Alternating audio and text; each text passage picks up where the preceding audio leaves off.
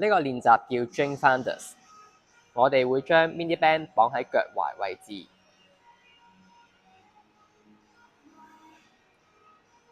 我哋綁嘅時候咧 ，mini band 要打平嘅，避免佢接埋一齊。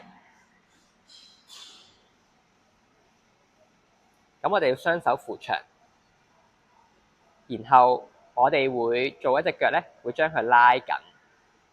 咁呢個狀態咧，佢係有一個 tension 喺度嘅。咁呢個就係一個開始嘅動作。咁我哋會用臀肌將橡筋帶拉長，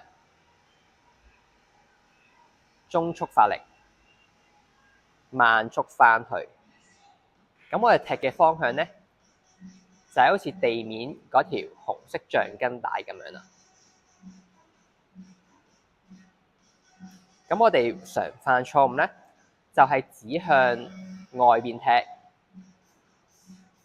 或者指向後面踢。記住，我哋要拎一個中間嘅位置，即係地上面嘅紅色橡筋帶，有外側亦都有後側嘅方向嘅。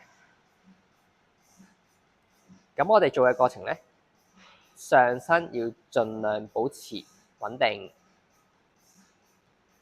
我哋喐嘅咧，只係我哋發力嗰隻腳。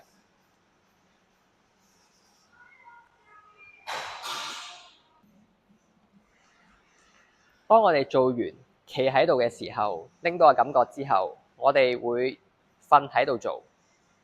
咁一樣，我哋會將橡筋帶拉長，維持一個有張力嘅狀態。呢個係一個開始嘅狀態。咁我哋咧瞓喺度要模擬翻企喺度做嘅所有動作。我哋發力嗰隻腳向後加外方踢嘅，中速發力，慢速返回原位。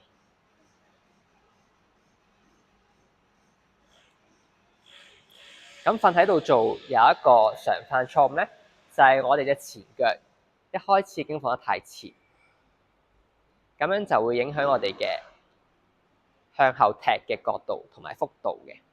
記住，我哋要做翻好似企喺度一樣嘅嘢，要諗住自己而家係好似企喺度一樣。